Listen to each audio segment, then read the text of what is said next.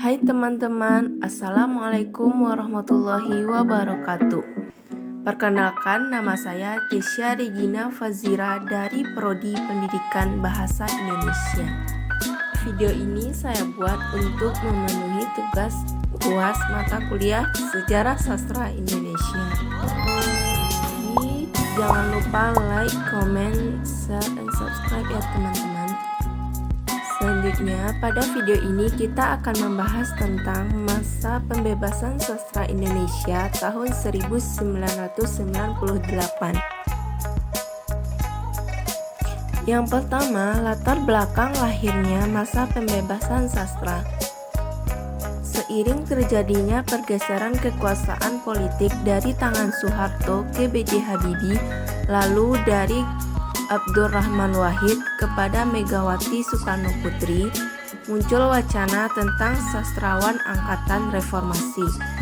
Munculnya angkatan ini ditandai dengan maraknya karya-karya sastra puisi, cerpen maupun novel yang bertema sosial politik, khususnya seputar reformasi. Di rubrik sastra harian Republika misalnya, selama berbulan-bulan dibuka rubrik sajak-sajak peduli bangsa atau sajak-sajak reformasi. Sastrawan pada angkatan ini merefleksikan keadaan sosial politik yang terjadi pada tahun 1990-an seiring dengan jatuhnya rezim Orde Baru. Jadi para penyair yang semula jauh dari tema-tema sosial politik juga ikut meramaikan panggung sastra dengan sajak-sajak sosial politik mereka. Nah, selanjutnya peristiwa yang sastra yang terjadi pada tahun 1990-an. Yang pertama ialah krisis multidimensi. Krisis multidimensi secara umum menunjuk pada berbagai masalah yang melilit kehidupan masyarakat, bangsa, dan negara Indonesia setelah reformasi pada bulan Mei 1998 sehingga terjadi kemerosotan dalam hampir segala aspek kehidupan.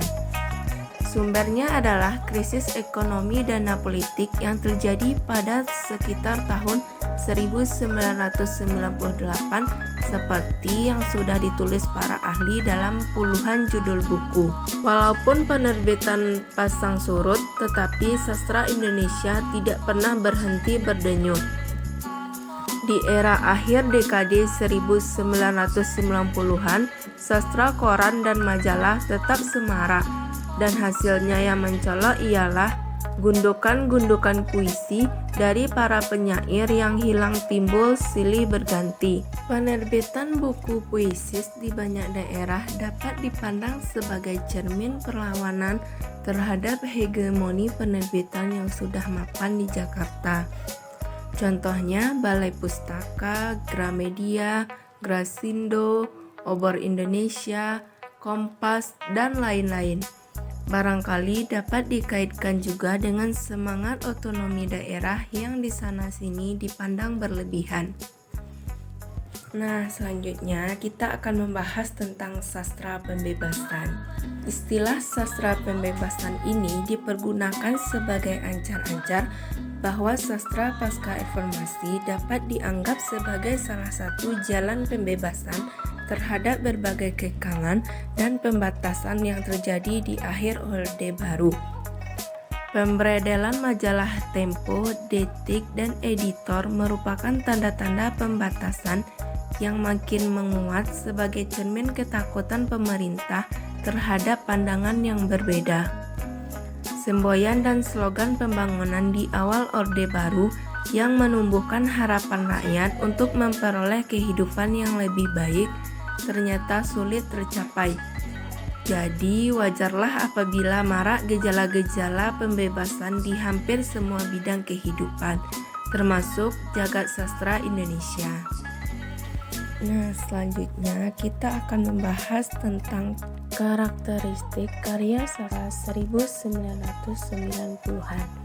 Yang pertama, lebih menonjolkan unsur estetik antara kerumunan tema-tema sosial yang menghinggapi generasi penyair 90-an. Yang kedua, semakin banyak karya-karya sastra yang diterbitkan tanpa ketakutan apapun. Yang ketiga, banyaknya roman percintaan. Kemudian mulai memunculkan masalah gender dan muncul sastrawan wanita yang menonjol. Selanjutnya, kita akan membahas tentang penulis dan karya sastra pada 1990-an. Yang pertama, Wiji Tukul. Tukul merupakan salah satu tokoh yang ikut melawan rezim Orde Baru. Sejak tahun 1998 sampai sekarang, dia tidak diketahui rimbanya, dinyatakan hilang dengan tuntutan gugatan oleh militer. Ada 3 sajak Tukul yang populer dan menjadi sajak wajib dalam aksi-aksi massa, yaitu sajak peringatan, sajak suara, serta bunga dan tembok. Ketiga sajak ini ada di dalam antologi Mencari Tanah Lapang yang diterbitkan oleh Manus Amici asal Belanda pada tahun 1998. Nama penerbit fiktif Manus Amici digunakan untuk menghindar dari larangan pemerintah Orde Baru. Penulis yang kedua ialah Djoko Pinurbo. Kumpulan sajak celana karya Djoko Pinurbo yang diterbitkan pertama kali di Indonesia Tera, Magelang pada Juni 1999, setahun setelah pecahnya reformasi. Isinya tercatat 44 sajak yang ditulis pada tahun 1989 sampai 1998. Beberapa di antaranya berjudul Terkenang Celana Pak Guru yang ditulis pada tahun 1997, Ketika Pulang 1998, Pasang Sentir 1998.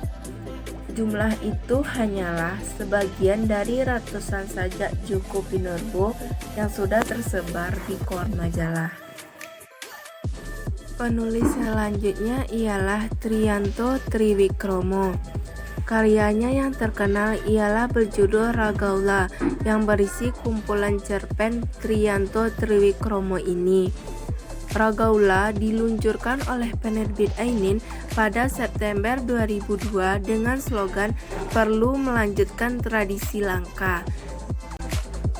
Setelah seleksi yang dilakukan di sana-sini, maka terhimpunlah 17 cerpen yang ditulis antara tahun 1989 hingga tahun 2002. Antara lain berjudul Arwah Kupu-Kupu, Anak-anak Mengasah Pisau, Cinta Tak Mati-Mati, Hujan Medusa, dan Ragaula, yang sekaligus dijadikan judul buku kumpulan cerita Ragaula setebal 180 halaman. Cerpen-cerpen Triyanto ini mengangkat berbagai permasalahan tentang kekerasan dan cerpen menjadi medan penorehan risiko-risiko sosial yang perih. Penulis selanjutnya ialah Ayu Utami. Bagi teman-teman pencinta novel, tentu tidak asing dengan Ayu Utami. Novelnya yang terkenal berjudul Saman, yang merupakan sebuah fragmen dari novel pertamanya yang berjudul Laila Tak Mampir di New York, yang menjadi pemenang pertama sayembara mengarang roman Dewan Kesenian Jakarta tahun 1998.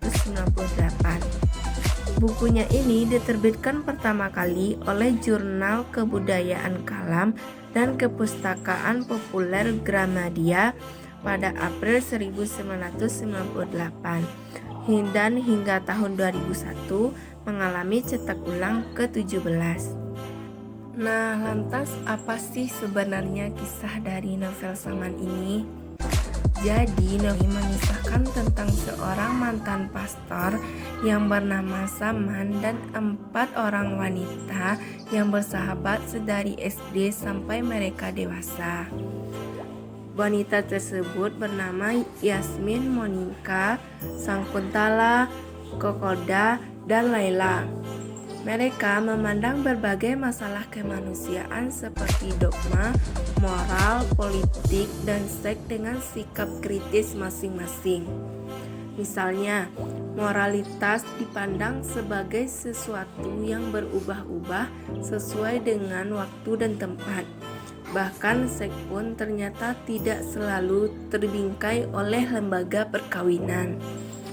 Selain itu, Saman juga bercerita tentang tindakan besar untuk mengatasi masalah kemanusiaan dan keadilan yang sering terjadi pada masa itu, khususnya di daerah-daerah yang masih terpelosok seperti Prabu Mulih, di mana tempat tersebut menjadi tempat Saman mengabdi menjadi pastor. Nah, jadi begitulah kisah yang di dalam novel Saman ini. Nah, sampai disinilah pembahasan kita pada materi kali ini. Terima kasih bagi teman-teman yang sudah menyaksikan video ini. Semoga video ini dapat bermanfaat bagi kita semua. Jadi jangan lupa like, comment, dan subscribe ya teman-teman. Assalamualaikum warahmatullahi wabarakatuh.